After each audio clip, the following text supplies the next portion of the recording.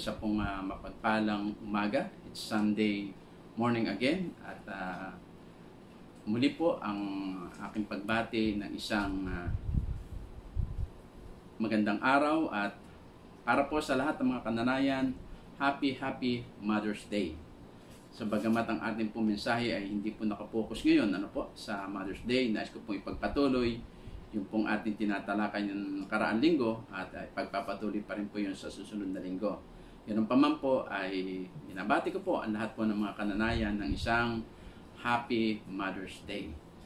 Tayo po ay makikinig muli ng salita ng Panginoon at ang title po ng ating pong mensahe ngayon ay Empty Jar Graduate School. Makipagbukas po kayo sa akin sa 1 Kings chapter 17 verses 8 to 16. Continuation lamang po ito ng ating pong tinalakay nung po nakaraang linggo. Ito po ang sabi, Then the word of the Lord came to him, Go at once to Sarephat of Sidon and stay there. I have commanded a widow in that place to supply you with food. So he went to Sarephat. When he came to the town gate, a widow was there gathering sticks. He called to her and asked, Would you bring me a little water in a jar so I may have a drink? In verse 11, as she was going to get it, he called, And bring me please a piece of bread. As surely as the Lord your God lives, she replied, I don't have any bread, only a handful of flour in a jar and a little oil in a jug. I am gathering a few sticks to take home and make a meal for myself and my son, that we may eat and die. Elijah said to her, Don't be afraid, go home and do as you have said. But first, make a small cake of bread for me from what you have and bring it to me, and then make something for yourself and your son.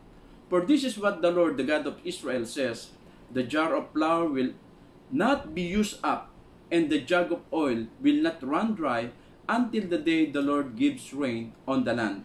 She went away and did as Elijah had told her.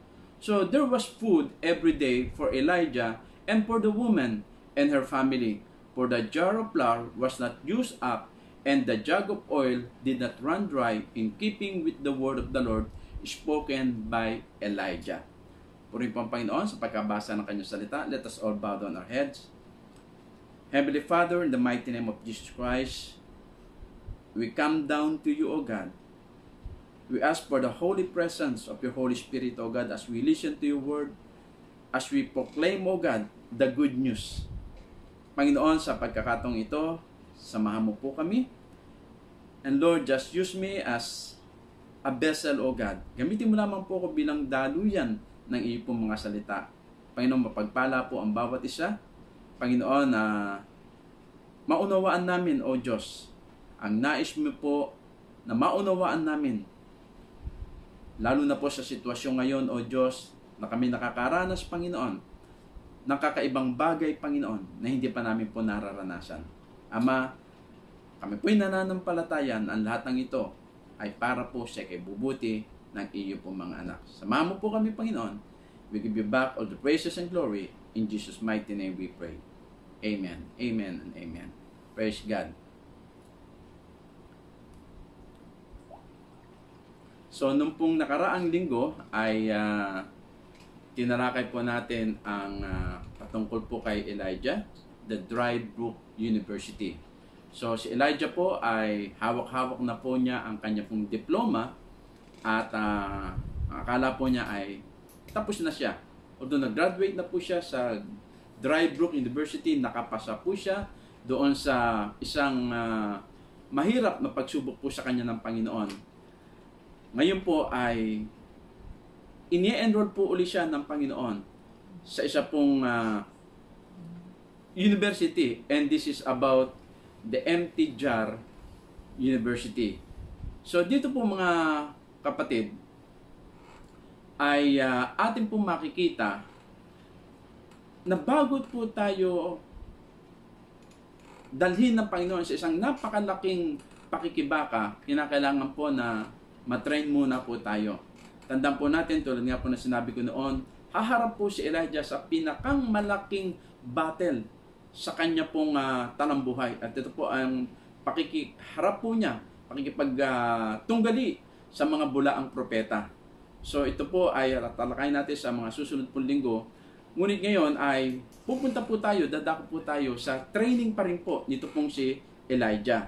So sabi nga po sa inyo kanina, napakahirap po ng sitwasyon ni Elijah. Hindi po madali yung kanya po naranasan.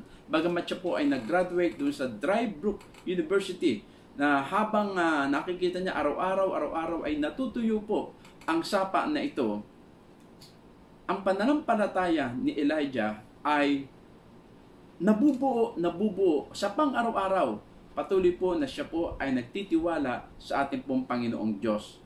So dito mga kapatid, tutunguhin po natin ang panibagong utos po sa kanya na Panginoon sa lugar na kanyang patutunguhan matapos pong matuyo yung pong sapa na pinagkukunan po niya ng tubig.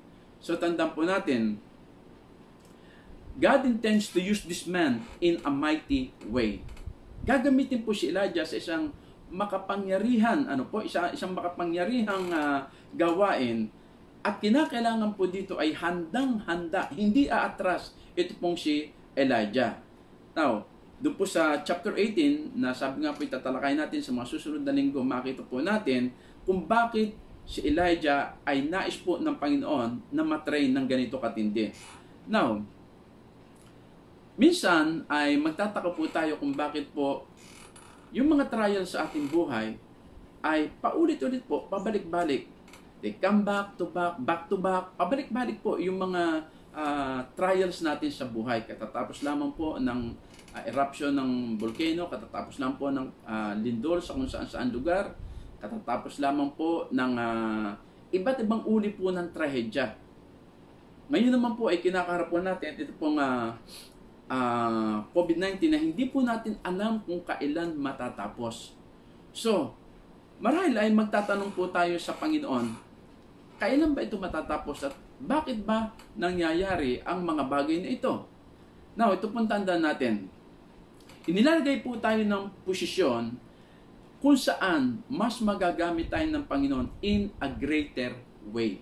God is putting us in a position to be used of Him mightily, and that is for the glory of God.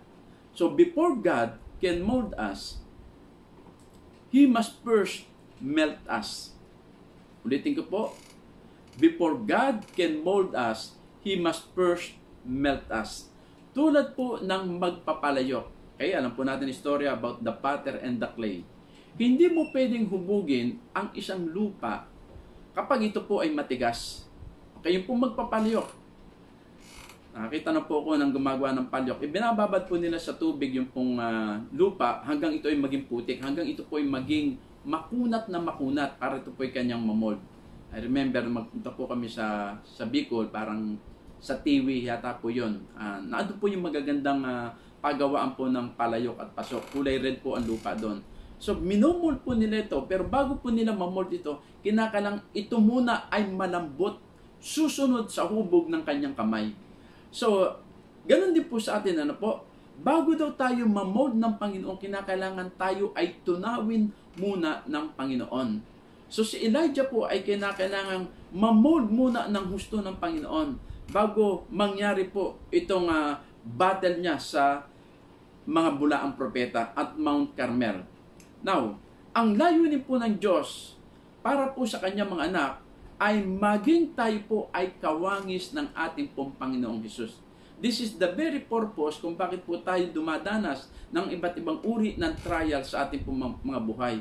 God is molding us to be like His own Son. To be in the image. Okay? Kaya sabi po sa Ephesians chapter 4 verse 13, hanggang sa abutin nating lahat ang pagkakaisa ng pananampalataya at ang pagkakilala sa anak ng Diyos, hanggang sa lubos na paglaki ng tao, hanggang sa sukat ng pangangatawan ng kapuspusan ni Kristo. So, ang sabi po dito ay, till we all come in the unity of the faith and the knowledge of the Son of God unto a perfect man. Ang gusto po ng Panginoon ay maging perpektong tao po tayo. Okay? Unto the measure of the stature of the fullness of Christ. Hanggang tayo daw po ay maging kasukat. Okay? Abutin natin po ang katulad po ng kapuspusan ng ating pong Panginoong Hesus. And the only way to do that is to put us on trial. It's not about prosperity. It's not about the blessing. Ano po? Hindi po yun ang magpapamold po sa atin. Kundi yun po mga trials na kinakaharap po natin sa araw-araw sa ating pong buhay. Dito po tayo minomold ng Panginoon. So mga kapatid, muli po tunghayan po natin ito pong si Elijah habang patuloy po yung kanya pong training. Okay? Ulitin ko po. Ito po tinatalakay natin about the empty jar graduate school. So there are lessons na matututunan po natin dito kay Elijah. Hindi lang po kay Elijah, kundi dito po sa babaeng balo na siya po ang isang karakter na ating pong tatalakayin sa araw na ito. So there was a first path, okay, in verse 8 and 11. Bago pong landas yung tatahakin po nitong si Elijah. And there was the call in verse 8. Ito po sabi kay Elijah, the word of the Lord came to him. Dumating daw po kay Elijah ang salita ng Panginoon. So habang si Elijah po ay nakatitig po siya doon sa sapa na araw-araw ay pakunti ng pakunti ang tubig hanggang sa tuluyan na po itong matuyo. Andun po si Elijah. Kitang-kita po niya na natutuyo ito po. Okay? So nung matapos po ito, hindi ko po na kung nasa puso ni Elijah, maraming sabi niya, Lord, ano na nangyari? Pinabayaan mo na ako, bakit mo inalaw na matuyo? Bago pa po ito nangyari, meron na pong plano ang Panginoon. Ano po? Hindi po nakalimutan ng Panginoon si Elijah. Tandaan po natin, hindi po kailanman tayo na kakalimutan ng ating pong Panginoon. Kahit natutuyo po, ang ating brook, ang sapa po natin ni natutuyo. Tandaan po natin, bago pa natuyo yan, may provision na po ang Panginoon. So, it could be a terrible feeling for Elijah. Ano po? Pwedeng sabihin, Elijah, naku, paano na ako bukas? Saan ako inom? So, let me just remind you that the dried brooks of life are merely those things which God uses to move us along His will. Kung hindi po matutuyo kasi ang sapa na ito, hindi po aalis doon si Elijah. The reason kung bakit po tinutuyo ng Panginoon ang ating pong mga sapa, okay? Ang ating pong pinagkukunan ng resources, ng ating inumin, ng ating pagkain, ay para tayo po ay mag-move from one place, from one dimension to another dimension. From the lesser to the greater. Ito po ang purpose ng Panginoon. So dito makikita natin imumove na naman ng Panginoon si Elijah sa isa pong pagsubok at hindi po mag-move itong si Elijah kung hindi niya puputulin ang supply ng tubig. Kuha po natin, ito po ang purpose nito. Hindi po para tayo ay gutumin, uhawin ng Panginoon. God has a purpose. Now, ito po ang lesson dito na ating pong mapupulot. Genuine faith waits for God to reveal His plans. It will sit by a dried up brook forever, even it means death, waiting on the will of God to be revealed. Excuse me.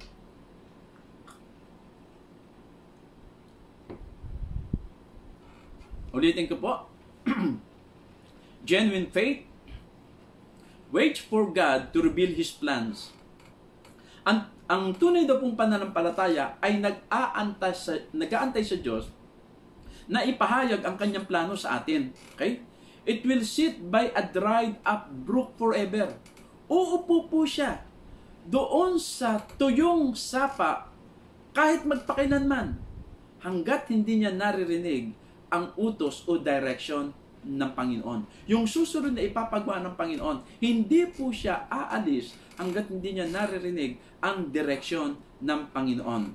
Waiting on the will of God to be revealed. Antayin niya. Kahit na nga daw po, maupo siya doon habang buhay.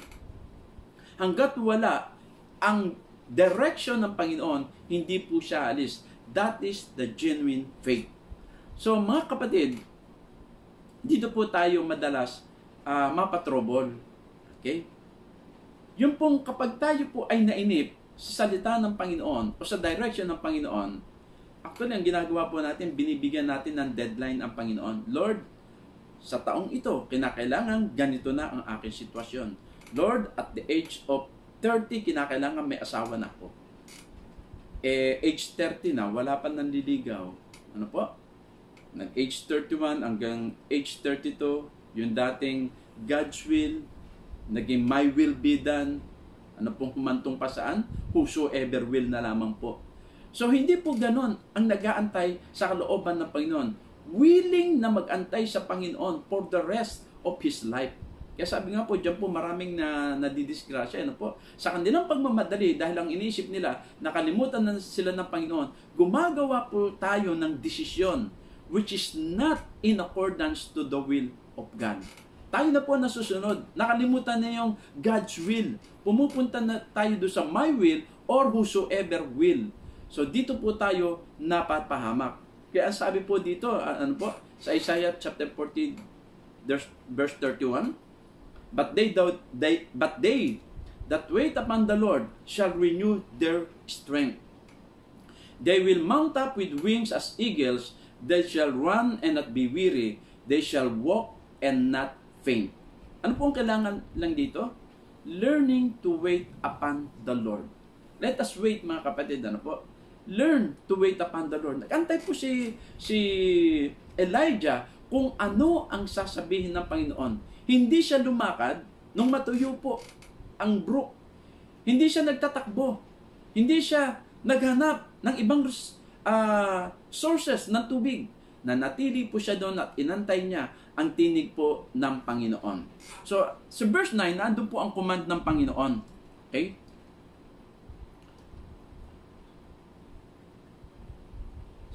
Ito po ang sabi dito. Go at once to Sarephat of Sidon and stay there. So, nung magsalita po ang Diyos kay Elijah, ang sabi po sa kanya, go to Sarephat. Ito po ang medyo nakakagulat na utos po kay Elijah. Ito pong Sarephat is a Gentile nation. Dito po siya pinapupunta. Pag tinignan po natin sa mapa, yung pong kanyang kinalalagyan doon sa Cherit, papunta po doon sa Sidon, it will took him 100 miles na maglalakad po siya mula dito, papunta po doon sa Sidon. So kung titingnan po natin mula dito sa amin hanggang Batangas, lampas pa po ito doon sa kina Pastor Eric. Okay? Parang 100 kilometers mula dito sa amin hanggang kina Pastor Eric. Ito po ay 100 miles, mas mahaba po ang miles kaysa kilometer. Ganun kalayo. Yung sinabi kay Elijah, magpunta ka doon. Okay? So, bukod sa ito'y napakalayo, this is a Gentile nation na kung saan teritoryo po ito ni Jezebel. Tigarito po si Jezebel na asawa po ni King Ahab na matagal na pong nangahunting kay Elijah. Just imagine, pag titingnan natin, para bang hinahamon niya dito si Jezebel, okay? Matagal mo nang hinahunting itong si Elijah. Ngayon, nagtatago, diyan ko patataguin sa lugar mo, pero hindi mo makikita. Okay? So, ganito po ang Diyos, hindi natin maarok yung wisdom, yung pong plano ng Diyos sa ating pong mga buhay. Minsan nga po, kakatuwaan, di po ba? Minsan matatawa tayo, yung kaparaanan po ng Panginoon, hindi po natin maiisip. Kung sa atin po siguro, ilalayo po natin si Elijah at hindi po natin papupuntahin doon sa teritoryo ng kalaban. Ikatlo, this is a Gentile nation.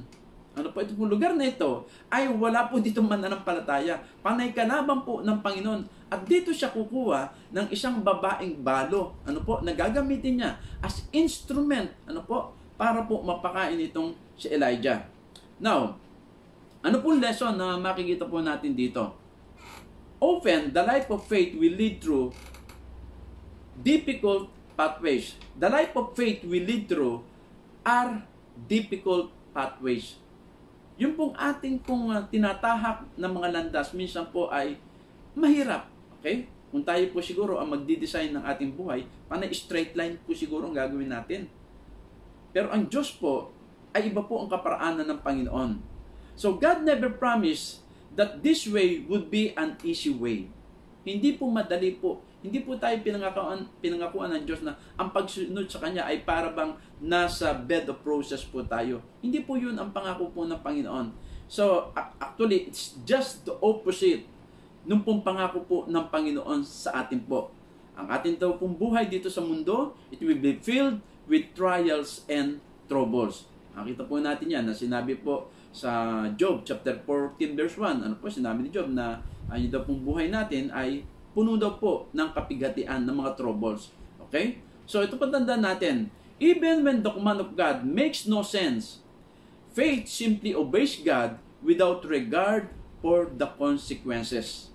Ito po, kahit daw po ang utos ng Diyos sa atin, tila it makes no sense at all. Ano po sabi dito? Ang pananampalataya daw po ay sumusunod anuman daw po ang kahinatnan. Kahit nang iniisip mo ay mapapahama ka, kahit nang iniisip mo ay parang tila nonsense itong pinagagawa po ng Diyos, mga kapatid, we have to obey God. Tingnan po ninyo, example, si Noah, sabi kay Noah, Noah, gumawa ka ng arko. At ganun kalaki yung pinagagawa kay Noah. Gagawa pa siya doon sa bundok. Mga kapatid, pagtatawanan talaga sila ng tao. Ngayon ka gumawa ng bangka na ganun kalaki, ng barko na ganun kalaki sa bundok. Pagtatawanan ka ng tao. So dito makikita natin, sumunod po si Noah, hindi siya nagreklamo. Hindi niya sinabing, Lord, aapat kami, 3 lang yung anak kong lalaki. Paano kami makagagawa ng arkong pagkalaki-laki na pinagagawa mo? Sumunod po si Noah. Si Abraham, indudusan ng Panginoon, Abraham, ihandog mo sa akin yung iyong kaisa-isang anak. Yung pinakamamahal mong anak, yung kaisa-isang mong anak, ihandog mo sa akin. Hindi ko po alam kung ikaw ay papayag na kaisa-isang mong anak, ihahandog mo pa sa Panginoon. So kung titingnan natin, it's a lot of nonsense, mga kapatid. Pero ganun pa man, sumunod po si Abraham. At ano po napatunayan ni Abraham? Napatunayan niya that God is Jehovah Jireh. Kaya dito po nanggaling yung Jehovah Jireh. Okay, dito sa utos na ito. At marami pong iba. Ano po? Si Daniel, si Shadrach, Meshach at Abednego. Sumunod po sila sa Panginoon. Pero kung titingnan po natin, tila napakahirap po ng ipinagagawa ng Panginoon. So there are times when the commands of God seems harsh and strange. Ano po? Medyo kakaiba ang utos ng Panginoon. Ganun pa man, faith recognizes the voice of the Good Shepherd and follows obediently wherever He may lead. Alala ko po yung preaching dito ni Sister Ardin. Okay? In Psalm 23, that God is our Good Shepherd. Tandaan po natin, kung siya yung Good Shepherd, bagamat yung landas na ating pong tinatahak ay medyo mapanganib, yung pong patutunguhan natin, sisiguraduhin po ng Panginoon, it is a green pasture. Magtiwala po tayo doon sa shepherd ng ating pong buhay. Okay? Ang Diyos lamang po ang makapagbibigay po sa atin ng payapa, ng ligtas, ng madamong lugar. And here is the challenge, okay? In verse 9b, I have commanded a widow, okay? I have commanded a widow in that place to supply you with food. Again, ang sabi po ng Panginoon, makikita na naman po, dwell there. Nung papuntahin po siya sa Cherit, ang sinabi ng Panginoon, go there. So, merong specific na lugar na pinapupuntahan ang Panginoon. Sabi ng Panginoon ulit, go and dwell there. Go in that place to supply you with food. So, napunta po siya sa Serephat and stay there until he receives new instruction from the mouth of God. Okay? So, oftentimes, the testing do not come with a time limit. Alam nyo, hindi niya alam kung hanggang kailan siya doon sa Cherit. Hanggang sa natuyo na lamang po yung brook. Dito, hindi rin niya alam kung hanggang kailan siya mananatili dito po sa Serephat. Okay? So, ang real challenge, dito po mga kapatid, ang sabi dito, behold, I have commanded a widow woman there to sustain you. Okay? I have commanded a widow in that place to supply you with food. Ito po ang mas matinding blow para po sa pride dito pong ni Elijah. Alam niyo po ba ang widow? Taas po ang kamay ng mga widow. Okay. Nung unang panahon, in the early years, ano po, ito pong mga widow, kabilang po siya, actually hindi kabilang sila, okay? Siya na po yung may tuturing na poorest of the poor. Wala na pong mas kaaba-aba. Wala na pong mas nakakahabag sa sitwasyon po ng isang widow. Kaya consider po sila as the poorest of the poor. Ngayon, dito pa siya pinapupunta. Okay lang siguro kung narinig ni Elijah, punta ka doon sa Seraphat, nakahanda na doon isang milyonaryo. Okay? Ang magpapakain sa'yo. Sasalubungin ka doon ng karwahe, may banda ng musiko. Sila yung sasalubong sa'yo. Hindi ho eh. Ang sabi sa kanya, meron akong inihanda na isang balo. Kaya siya yung magpapakain sa inyo. Ano nyo mga kapatid? Ito yung wisdom ng Panginoon. Na dito, makikita po natin, ipapahayag kay Elijah ng Panginoon na pwede niyang gamitin yung mga bagay na sa paningin ng tao ay walang kakwenta-kwenta.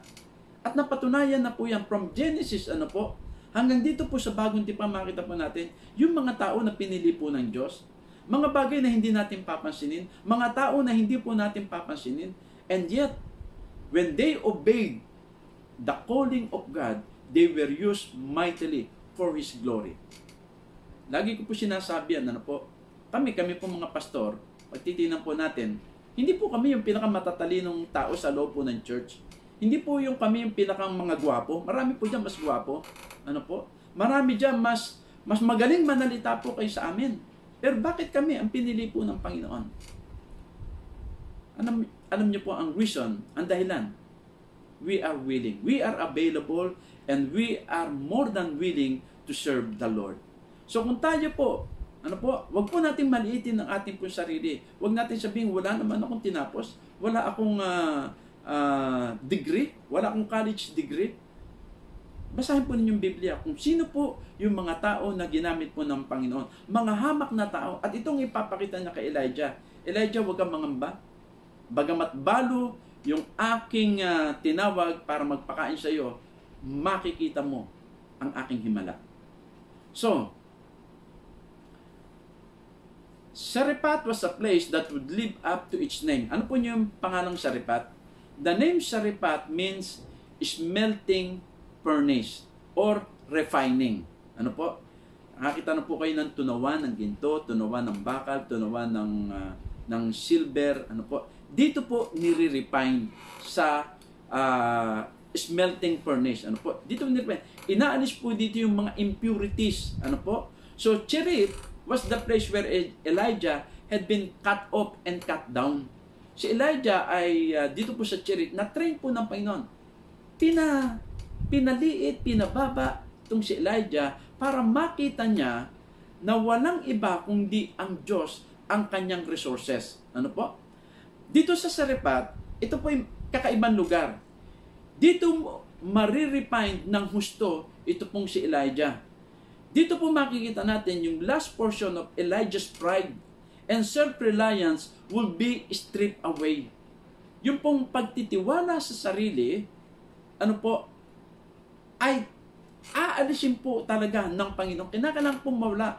Yung pong kahit nagatiting na pagtitiwala mo sa sarili mo, dapat yung 100% na pagtitiwala ay sa Diyos lamang. At yung po ay magaganap dito po sa Sarephat. Ano po nyo, tayo ay self-reliant people. Ano po? Yung bang ang gusto po natin ay sa pamamagitan ng sarili po nating kakayanan, mapoprovide ang lahat po ng ating pangailangan. Ngayon, dumating sa atin itong puntong ganito na hindi na po yung pride. Makikita mo, mayaman, makahirap, mahirap, nakapila. Yung po ay malaki pong paglunok doon po sa pride ng mga mayayaman. Just imagine kung ikaw ay pagkayaman-yaman, tapos tumatanggap ka ng sardinas, tumatanggap ka ng bigas, tumatanggap ka ng noodles. Ito ay malaking dagok sa kanila pong pride. Pero at this time, na meron pong krisis, kinakailangan pong lunukin natin yung ating pong pride. So, dito kay Elijah, dito po siya huhubugin ng Panginoon para lahat-lahat ay makita niya, hindi ikaw Elijah, kundi ang Diyos ang source ng lahat ng pinagmumulan ng bagay na ibinibigay sa iyo.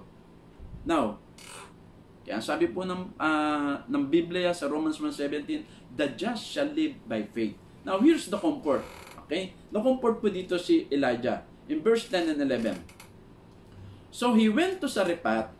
When he came to the town gate, a widow was there gathering sticks. He called to her and asked, would you bring me a little water in a jar so I may have a drink? As he was going to get it, he called, and bring me please a piece of bread. So nung marinig po ni Elijah, ito pong command, hindi po siya nag-hesitate, okay? Napunta po siya dun sa lugar na Zarephath, na kung saan ay sinasabi po ng Panginoon na makikita mo ang isang widow. And right, tamang-tama po yung sinabi ng Panginoon. Okay, exactly pagdating po niya doon, nakita po niya itong balo na namumulot po ng stick na panggatong. Okay? Ano po niyo, walang aksidente po sa buhay. Pagpunta doon ni Elijah, hindi na po siya nagtanong-tanong. Kasi po, unang-una, wanted po siya. Kaya doon pa lang sa gate, marahil inutusan po ng Panginoon itong balo, sige, magpunta ka na sa gate. Darating na yung tao na pinadala ko sa iyo. So, ito ay hindi rin sinabi ng Panginoon kay Elijah na yan na yung balo. Hindi po eh. But I believe na ito po ay inimpress ng Panginoon, ayan na yung babae. Kaya kinausap agad siya ni Elijah. Okay, nung makita ni Elijah yung babae, ano po niyang unang niyang ginawa? Nanghingi po siya ng tubig. At tandaan po natin, there was no rain. Okay? Napakatagal na po at tagtuyot na nga po. Ang mga tao ay wala na pong stock na tubig. At ano pong ginawa ni Elijah dito? Nanghihingi po siya ng tubig. Now, ito yung nagbigay ng comfort kay Elijah. Nung sabihin niya dito sa babaeng balo na, pwede ba makahingi ng isang basong tubig? Alam niyo itong babae? Sa halip ng mga tuwiran, at sabihin kay Elijah, manghihingi ka pa wala na nga kami mainom dito. Hindi naman kita kilala. Pero ang comfort dito ay sumunod po agad yung babae. Ano po? Ito yung comfort na nagbigay kay Elijah na, praise God, sumunod itong babae at kukuha nga po ng tubig. Now, ito pong lesson na matutunan po natin dito. Our God is a God who works on both ends of the line. Sabi nga po sa inyo kanina, bago pa matuyo yung brook, yung tubig dun sa brook of Cherith, meron na nakahanda ang Panginoon. Let me explain, ano po. Magbibigay po ako sa inyo ng ilang mga patotoo dito pa sinasabi ko na bago pa maganap ang isang bagay, ang isang krisis, ang Diyos na andun naman. When Jacob and his sons needed food, nagkaroon po ng matinding famine po noon. Sabi dito, sa buong mundo, nagkaroon ng matinding famine. God provided a Joseph in Egypt. Bago po mangyari ito, several years, pinauna na ng Panginoon si Joseph sa Egypt. Ano ang purpose? To save Jacob and his family from this famine. Nakahanda na agad ang Panginoon. Matagal pa pong panahon yung mangyayaring yun. Pero si Joseph, pinauna na po ng Panginoon. Okay? When the children of Israel sent their spies to Jericho, sino pong pinadala ng Panginoon? God gave them a Rahab. Rahab the prostitute. Ano po naging papel dito ni Rahab? Si Rahab po ang tumulong doon sa mga spies upang itago po itong sina Joshua doon po sa naghahabol po sa kanila. So, nandun na po si Rahab. Okay? When the Jews faced a Haman, kilala niyo po si Haman. Ito pong si Haman, ito po yung sip-sip doon sa hari na sinabi, kinakailangan, nagbigay siya ng order na lahat ng mga Hudyo ay ipapapatay. Okay? Sino pong ipinadala ng Panginoon? God raised them an Esther. I would encourage you to read the book of Esther. Ano po niya? Pag minabasa ko po itong book of Esther, hindi ko po yan titigilan mula umpisa hanggang matapos ko po. Napakaganda po ng istorya dyan. Ano nyo? Parang nanonood po kayo ng pelikula. Read the book of Esther. Okay? So, ni-raise po si Esther bago pa po lipulin ang lahat po ng mga Hudyo. When an Ethiopian eunuch needed salvation, God sent him a Philip. Kapatid, baka meron dyan nangangailangan ng kaligtasan. Ikaw ang ipapadala ng Panginoon. God sent him a Philip. Okay? Now, ito pong punto dito. When your time of need arises, rest assured that your Father has already gone ahead to spread the table of provision in your behalf. Pag dumadating daw po, yung tawag ng Panginoon at yung ating pong pangailangan, yun daw pong table, okay, of God's provision ay nakahanda na para sa iyo. Now, so nakita po natin yung landasin na ipinagagawa kay Elijah. And here is a fantastic promise in verse 12. There was first, of course, a doubt dito po sa babae. Okay? As surely, sa verse 12, as surely as the Lord your God lives, she replied, I don't have any bread, only a handful of flour in a jar and a little oil in a jug.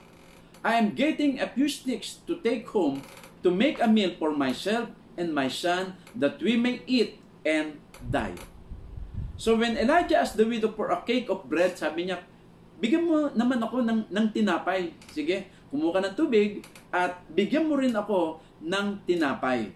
At dalhin mo sa akin, pagluto mo ako ng tinapay. Alam nyo, sinabi na po dito sa widow, na sabi ng Panginoon, you will take care of my prophet. Ano po? Pero sabi dito nung widow, sinasabi ko sa iyo, sabi po kay Elijah, na wala akong tinapay. Meron ako dyan, 100 na harina at gapatak na langis. At ito ay lulutuin ko para kami ay makakain at kami ng anak ko ay mamatay. So bagamat sinabi na ng Panginoon, may sinabi ng Panginoon dito sa babaeng ito, na andun pa rin po yung doubt niya. Okay, at this point, hindi pa po niya napapatunayan kung totoo nga ba itong God ni Elijah. So mauunawaan po natin itong babaeng ito, meron pong doubt. So, this is the place where many people are living this morning. Ano po? When we look at our problems and our needs, we feel like we are trapped in a hopeless situation. Ilan na po sa inyo nagsabi na para bang tayo ay na-trap ngayon sa isang sitwasyon na hindi natin alam kung kailan matatapos. Okay? At ang balita po, ito pong mga Metro Manila mayors, they are planning to extend up to June. Ito pong ECQ. Okay? Dito po sa amin ay matindi po. Naghigpit po. Kanina po may nag-iikot na dito. Naka-megaphone. Walang lalabas ng bahay. Maliban Martes at Biyernes. So pwede daw po kaming lumabas ng Martes at Biyernes. Pero bawat tahanan, isa lamang po ang pwedeng lumabas. Okay? Yun lamang pong meron pong pass. Quarantine pass. So sa sitwasyong ito, pwedeng sabi mo, teka Lord, parang patindi na patindi. Dati nakakapunta pa po kami sa labas, doon sa tindahan. Ngayon po, bawal na po kaming lumabas ng tahanan. Okay. So dito makita natin, nandito po tayo sa sitwasyong ito. Ano po? So dito po, kinakailangan makita pa nito pong babaeng balo that the God of Elijah, the God of Israel, is the true provider. Ano po? So as much as Elijah was sent to Zarephath for his benefit, he was also sent for the benefit of the widow. Ito po ang hindi pa nakikita nito pong balo. Na kaya pinadala doon si Elijah, hindi naman po para kay Elijah, ano po, kundi para sa kanya at sa kanyang anak. Dahil ang Diyos ang magpapakain sa kanila. Bagamat siya ay magsiservisyo, magpapakain po kay Elijah, siya man ay makikinabang dito po sa ipinagagawa ng Panginoon. At makikilala niya, unti-unti, araw-araw, makikilala niya kung sino ang Diyos ni Elijah. Dito po napakahalaga yung kahalagahan po ng pananalig sa Panginoong Diyos. Now, tayo ba mga kapatid ay trapped in doubt this morning?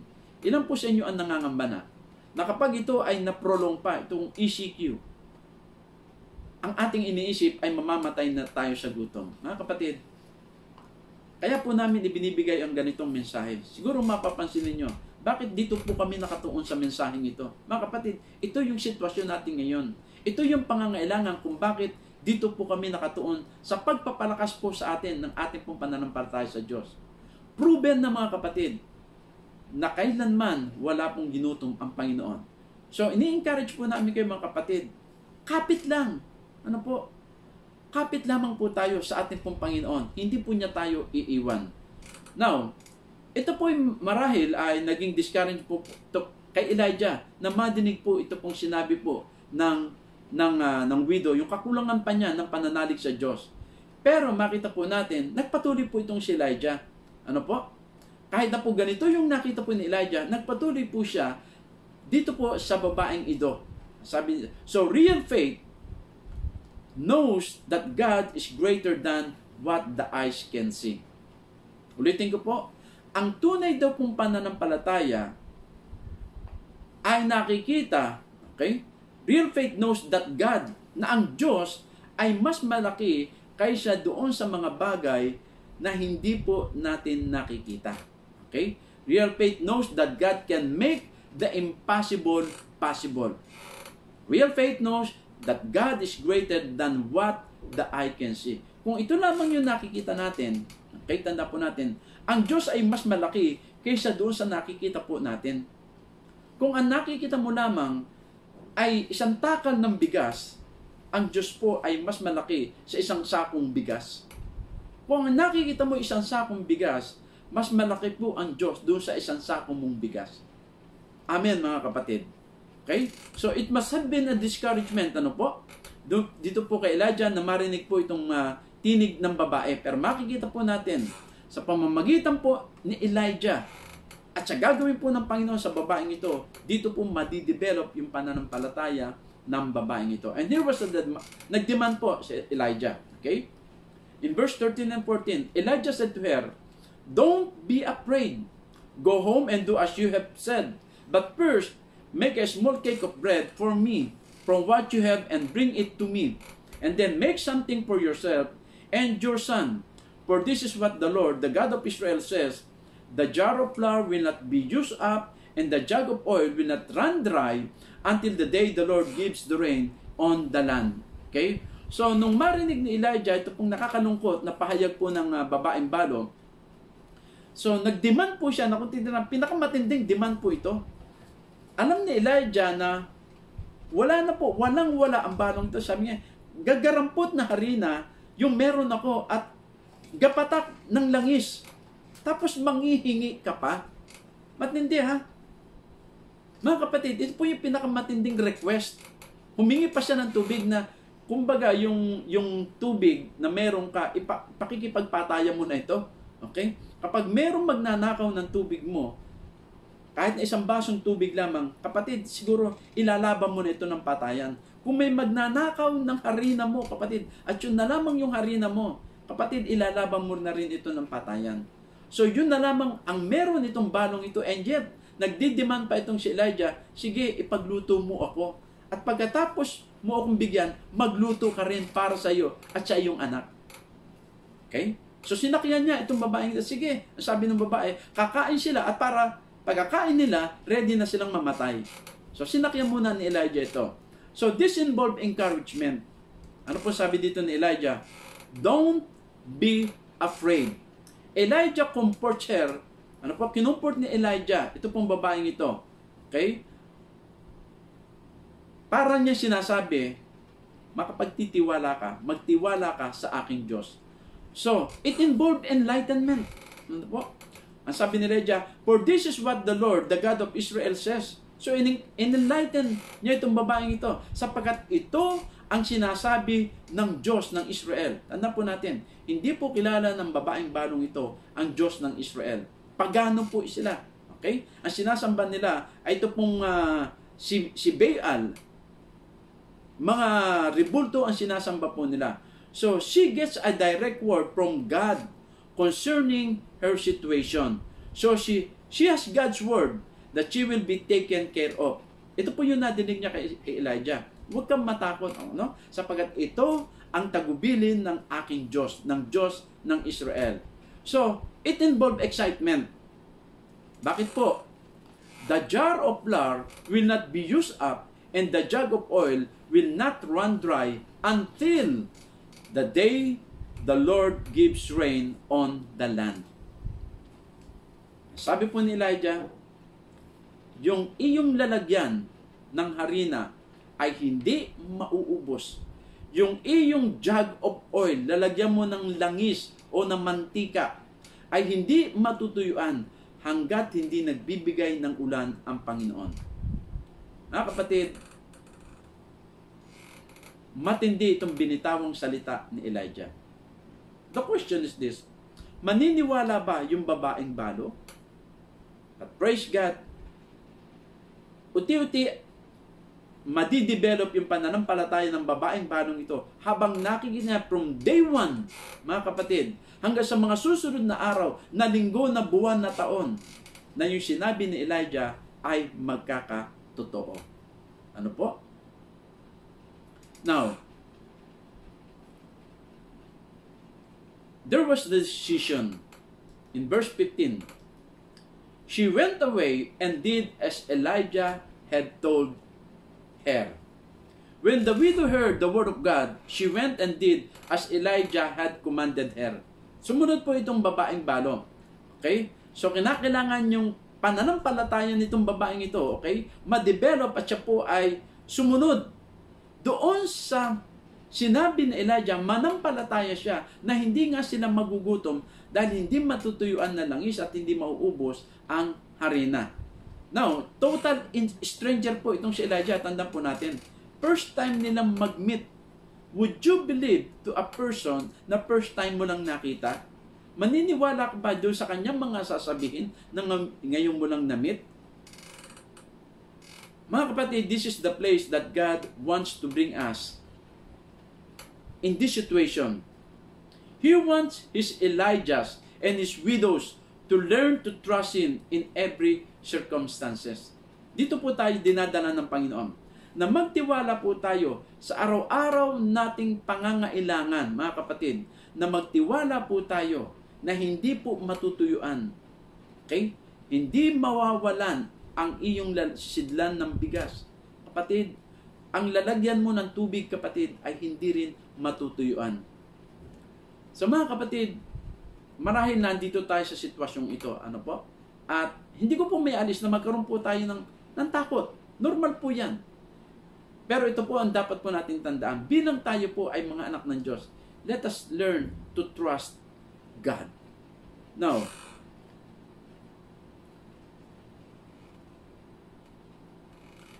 faith will call on us to do the unthinkable so that we might receive the impossible. Faith will call us to do the unthinkable so that we might receive the impossible. I would like to give you a story na marahil narinig nyo na po ito. Ano po? Meron pong isang matandang lalaki na siya po ay napadpad sa isang malayong lugar at siya po ay uhaw na. Okay, wala pa, naubos na po yung kanyang daladalang tubig at uhaw na po itong matandang lalaking ito. So may nakita siyang isang kubo at pumunta po siya doon sa kubong yon at siya po ay naupo sandali. At sa hindi kalayuan, siguro mga 15 hakbang, ay may nakita siyang lumang poso. Okay? At dali-dali nagpunta po ang matandang lalaking ito. At inumpisa po niyang bombahin itong poso. Sa kalumaan po ay panay lagikit.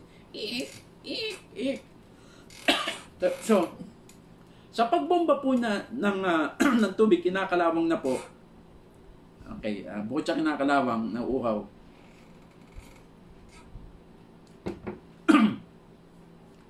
Ito pong lalaking ito pong matandang ito ay nagpatuloy po sa kabobomba.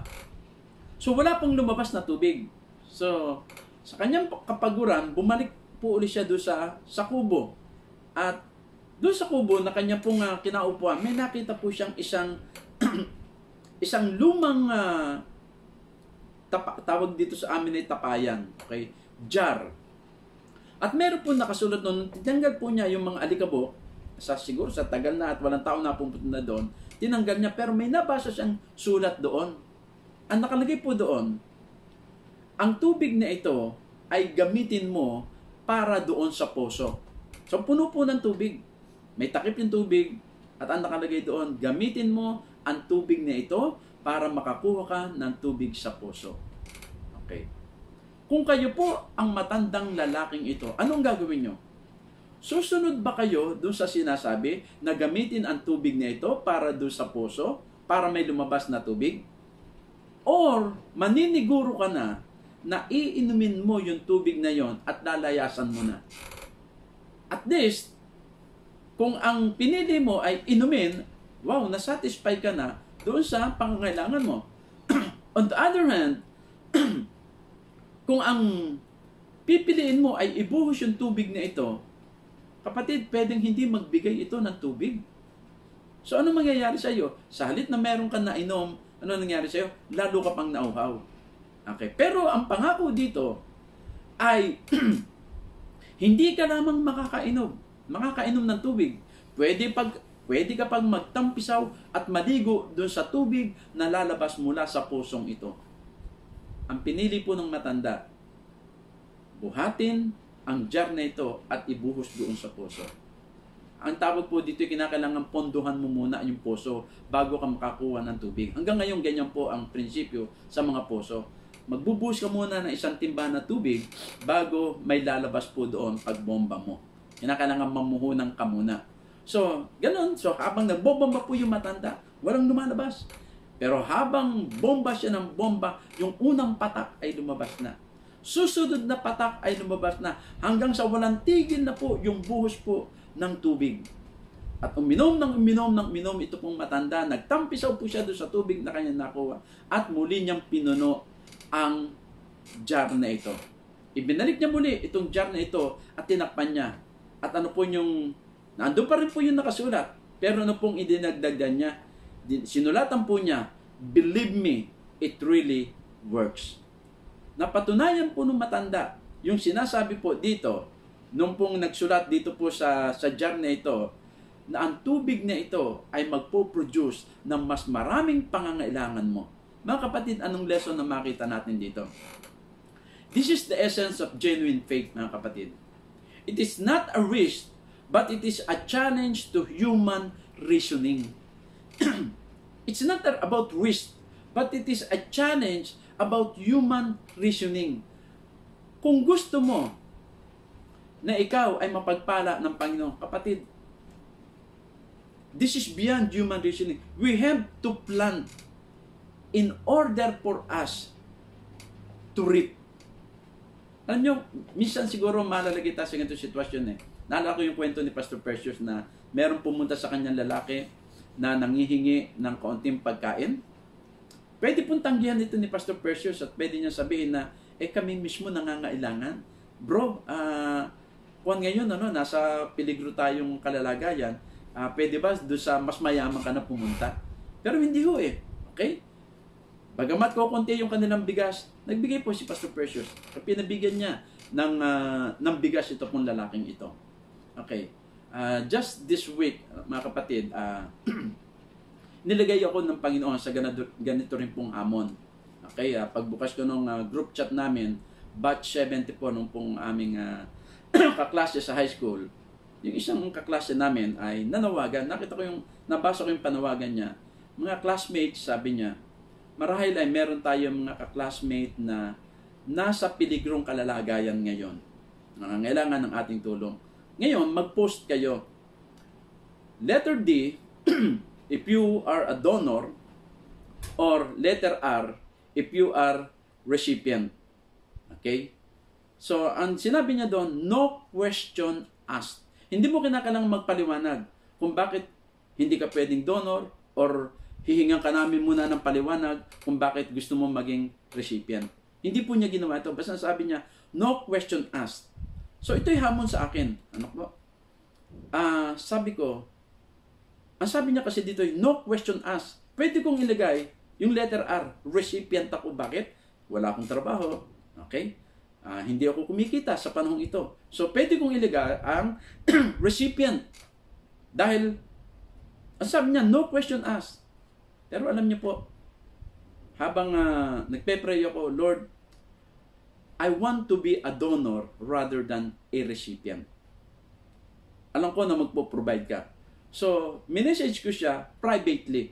Hindi ako nag-post doon sa aming chat group na magiging donor ako. Okay? Privately, piniem ko siya. Sabi ko sa kanya, classmate, I would like to be a donor. At pinasalamatan ko siya. Sabi ko, maraming salamat for spearheading this very timely project. So, napasalamat din siya sa akin. Sabi niya, thank you, Perdi. At magtulungan tayo. Okay. So, alam nyo, on that day, punta ako sa Cebuana, nagpadala agad ako sa kanya. And I believe I was the first one, na nagpadala po ng pera. Yung sumunod sa akin, nakita po, may mga nag-post na rin po doon, donor po. Okay? At yung pong nag-donor na yon ay born-again Christian din po. May mga nag-post na recipient sila. Alam nyo, talagang kakainin mo yung pride mo eh. Sabi nung nag-post na recipient siya, sabi niya, ito, kahiya-haya man, kahiyaan na, pero recipient ako. So, hindi na po siya nag-explain. So, ito mga kapatid, dadating tayo sa punto na tayo po ay matsatsan, bagamat tayo po ay nangangailangan. Tandaan po natin, may tao na masigit na nangangailangan po sa atin. Ano po? Alam niyo, pumasok agad sa isip ko, it is more blessed to give than to receive. Alam po niyo yung mga tinatanggap po namin dito, nabibigyan din po kami dito ng relief facts, iniipon po namin. At ang katwiran ko, ito po ay nakalaan kung sino po yung kakatok dito po sa aming pintuan. Yung bigas, yung sardinas, yung pong meatloaf, nakalaan po ito kung sino man, nasabi ko, Lord, kung sino po yung kakatok po dito sa amin, mapalad, dahil siya po ay mabibigyan. So ito po, faith will call on us to do the unthinkable so that we might receive the impossible. And here is the fabulous provision, okay? Matapos po na sumunod, ito pong si Elijah. In verse 15 and 16, she went away and did as Elijah had told her. So there was food every day for Elijah and for the woman and her family. Okay? She went away and did as Elijah had told her. So there was food every day for Elijah and for the woman and her family. In verse 16, for the jar of flour was not used up, and the jug of oil did not run dry, in keeping with the word of the Lord spoken by Elijah. And ano po ang nangyari? Okay? So, ang sabi po ng Biblia, until the rain returned to the earth, the meal barrel jar, okay, ay hindi po matutuyuan. Ito po ang promise po. So, every time the widow went to get meal and oil to prepare a meal, tanda po natin, there was more to be used. Mga kapatid, dumating po doon sa punto na ito po yung pangyayari dito. Kaya yung faith dito ay dinidevelop po. Araw-araw kinakailangan magtiwala ito pong si Elijah at itong widow, pareho na po sila. Okay? Na yung pananampalataya ay sinusubok ng tinetry ng Panginoon. Hindi po pinuno, hindi sinabi po ng Biblia na pinuno ng Panginoon ng harina yung jar. At hindi rin po sinabi ng Panginoon na pinuno ng Diyos ng mantika yung sisidlan ng mantika. Kundi sapat lamang for the day yung kanilang makukuha po doon. So pag nagluto sila, empty na po yung jar. Yun lang is empty na rin po. Pero kung gusto nilang magluto uli, meron na namang laman. So, ito yung faith na dinidevelop ng Panginoon. Hindi yung meron kang limpak-limpak na nakaimbak sa iyong bahay para sa iyong provision. Kaya yung iba po, yung mayayaman, hindi nila maranasan ito pong ganitong pananampalataya. Bakit po? Nakasigurado na po sila eh. Okay, wala pong masama, po? Hindi ko po kinukundina. Yung pong mga naniniguro, sinabi din naman sa Biblia, yung ants ay, sila po ay nag-iipon. Para sa tag-init, sila po ay nag-iipon, para pagdating ng tagulan, meron po silang makakain. Ito po ay isang biblical principle din. Now, ang aking tinutukoy yung mga tao, na walang pakialam sa pangangailangan ng iba, na maubusan ng stock basta sila ay nakasisiguro. Hindi nila mararanasan ang himala ng Panginoon. Okay? Ngunit tayo, okay, na nagtitiwala doon sa daily provision ng Panginoon, dito po nadidevelop yung ating pong pananampalataya. So when she decided to bake that cake for Elijah, she traded the certain for the uncertain and received the impossible in return. Kung bagay sigurado na yung kakainin niyang harina, ibibigay pa niya. So she traded the certain for the uncertain. Walang katiyakan eh. kung totoo ba yung sinasabi ni Elijah. Pero ano itong babae, tinanggap po niya yung request ni Elijah, yung hamon ni Elijah. So the grace of it, okay? Because this widow took God at His word and prepared bread for Elijah, God allowed the widow's son, and Elijah to enjoy plenty while all around them, hundreds or thousands around them, are starved to death. Sila po yung nakaranas ng provision ng Panginoon dahil po sa pagsunod ng widow ito. Tanda po natin, God honors faith because faith honors God. God honors faith because faith honors God. So letter B, the greatness of it. For years until it rained, every mealtime was a miracle. Okay? Tuwing sila po ikakain, it's a miracle. Okay? God worked a miracle in that barrel and in that jar every single day. Doon po sa jar, ano po? Every single day, gumagawa po ng himala ang Panginoon. Ito po yung sinasabi ko sa inyo kanina, yung mga tila imposible, maliliit na bagay ay ginagamit po ng Panginoon. Remember the 5 loaves of bread and the 2 fish na pinakain po yung multitude, yung 5,000, yung 4,000 dahil lang po sa tinapay na ito. So yun po ang himala ng Panginoon. And there was the glory of it. The glory of this story resides in this fact. That barrel of meal and that bin of oil, okay, were never full. Ito po sabi ko sa inyo kanina. Hindi po puno. Ito pong sisidlan ng harina at yung sisidlan ng langis. Hindi po puno. Kaya, ang dinedevelop nga po dito ng Panginoon, ito po yung glory, na araw-araw sa pagtingin po nila, makikita po nila, pagkuha nila, may laman na naman. Mga kapatid, nasa ganyang sitwasyon po tayo. Dito po tayo hinahamon ng Panginoon. Magtitiwala po ba tayo doon sa sinasabi ng Philippians chapter 4 verse 19? That your God, my God, will provide all our needs. Na kayang i-provide ng Panginoon ang lahat ng ating pong mga pangangailangan. Dito mga kapatid, sa isang babae na balo, na noon lang niya narinig ang Diyos ni Elijah, ang Diyos ng Israel, napasunod po siya mga kapatid. Nagtiwala siya sa Diyos at napatunayan niya na ang Diyos ni Elijah, ang Diyos ng Israel, ang totoong Diyos. Kaya mga kapatid, hindi isang taon lang tayo mananampalataya. Yung ilan po sa atin, 20 years na, 30 years na, 40 years na believers sa Panginoon. And yet, yung ating pong pananampalataya, yung level ng ating pananampalataya ay napakababaw pa. Kapatid, hindi tayo magagamit ng Panginoon in a higher level na tulad ng kakaharapin ni Elijah. This is the reason mga kapatid kung bakit po hindi tayo magamit ng Panginoon. Kulang pa po tayo sa pananalig sa Kanya. Kinakailangan ma-develop yung 100% trust in the God that He is our provider. Kaya mga kapatid, bago po ako tuluyang magtapos sa mensaheng ito, challenge ko po kayo. Alisin po natin ang pangamba. Pag tayo ay dumating sa hamon na meron pong kumakatok sa ating mga pintuang kapatid, kahit na yan na yung last na sardinas na meron ka, huling takan ng bigas na meron ka, ay challenge ko kapatid, give. Kung meron ka nakitang kapatid na sa tingin mo ay mas nangangailangan kaysa sa iyo, kapatid, magbigay ka.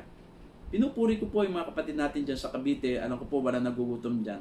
May mga masisipag tayong kapatid na patuloy po silang nag-aabutan ng mga pangangailangan. Hindi lang po namin magawa dito sapagat naunawaan ko po, naka-lockdown po kami. Hindi kami maka-move from one town to another town. Okay? So ngayon po ay dito talagang total lockdown po kami. Pinagbawalan na po kami lumabas sa aming tahanan. Pero nagagawan po ng paraan. Ano po?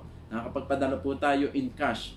Okay? Hindi man po tayo makapagpadala ng ating pong mga goods, nakakapagpadala po tayo ng cash sa ating pong mga kapatid. So ito po ang challenge sa ating mga kapatid. Maniniguro ka ba? Or ikaw ay magbabahagi na kung anong meron ka na nagtitiwala ka that God is really your provider. Purihin po ang Panginoon. Mga kapatid, bago po ako manalangin, wag po kayong aalis. Ano po? Meron pong ipapakita, ipaparinig sa inyo ang ating po mga kapatid, mga kabataan po natin, mula po children, youth, mga YP po natin, isa pong pagbati, okay, ang kanila pong gagawin para po sa mga kananayan. So tayo pong lahat ay yumuko at tayo po ay manalangin. Dakila namin Diyos sa pangalan po ng Panginoong Hesus. Ama, kami po o Diyos sa sandaling ito ay nagpupuri sa iyo, namamangha sa iyo pong mga himala. Panginoon, dumaan na po ang 2 buwan na kami po ay naka-quarantine. Ngunit Lord, kailanman ay hindi mo po kami ginutom. Kailanman, O Diyos, ay hindi po natuyo. Panginoon, hindi nawalan ng pagkain ang aming pong mga kaldero, O Diyos. Hindi rin po natuyuan ng langis na mantika ang sisidlan. Hindi po nawalan ng laman, O Diyos, ang aming pong mga refrigerator. Hindi po nawalan ng supply ang aming pong mga lamesa. Ama, sa tuwing kami kakain, mayroon pong nakahain. Bagamat kami, O Diyos, ay hindi makalabas ng aming mga tahanan, O God, Lord, miraculously, nagpapadala ka po ng pagkain sa aming sambahayan. Lord, I pray, O God, sa mga kapatid na nanonood sa sandaling ito, that you will just prove them, O God, that you are our Jehovah Jireh, our provider. Panginoon, napatunayan na po ito mula pa nung lumang tipan hanggang sa bagong tipan, O God, na ikaw ang tunay na pinagmumulan ng lahat na mayroon po kami. Lord, increase our faith, O God. Tulad po ng babaeng balong ito, O God, na nakita niya, napatunayan niya that the God of Elijah, the God of Israel, is the true God. Lord, wala na pong iba. Salamat, Panginoon, and I pray, O God, we continue to pray for the Philippines, O God. Panginoon, makontrol na po ang COVID-19 na ito, O God. Huwag na po kumalat ang virus na ito, O God, in the mighty name of Jesus. And Lord, we pray, O God, for the whole world, Panginoon, na marami po ang makakilala sa iyo. Alam po namin, Panginoon, alam mo po ang iyong ginagawa. And we cannot command you, O God. But Lord, kami po ay hihiling po sa iyo, Panginoon, na mangyari ang iyo pong kalooban. Lord, you know what is best for us. You know what is best for the world, O God. At alam po namin, ang pinakamahalaga sa iyo ay ang kaluluwa ng mga tao. Ama, salamat po. Lord, sa lahat po na may mga karamdaman, in the name of Jesus, O God, heal them in Jesus' name. Sa lahat po nanonood na may karamdaman sa kanilang mga katawan, ang mga mahal nila sa buhay, O Diyos, Lord, ay nakakaranas po ng karamdaman. Father God, heal them. Panginoon, yung pong kapatid po namin na nakumpay ngayon sa Jeddah, O God, na meron pong COVID-19. Lord, we pray in the name of Jesus that you will just touch him right now in the name of Jesus, maging kanyang asawa, O God, na meron na rin pong sintomas ng COVID-19. Lord, we pray for complete healing in the mighty name of Jesus. Nadalangin po namin ang mga kapatid po namin sa Jeddah, sa Saudi Arabia, O God. Lord, ingatan mo po sila in the name of Jesus. Those who are in the United States of America, O God, Lord, ingatan mo po sila in the mighty name of Jesus. Lord, yung mga frontliners, O God, mga kapatid po naming nurses, doctors, in the name of Jesus. Lord, ingatan mo po sila, ilayo mo sila sa lahat ng mga uri ng karamdaman. At sa iba't ibang panig ng mundo, Lord, na naaabot po ng mensaheng ito, Lord, we pray for your divine protection, divine healing upon their lives, O God, in the mighty, mighty name of Jesus. Ama, maraming salamat po. And we would like to give you back all the praises, all the glory. In Jesus' mighty name we pray. Amen, amen, and amen. Praise God. God bless you all and see you next Sunday. Happy Mother's Day po sa lahat. Huwag po kayong aalis.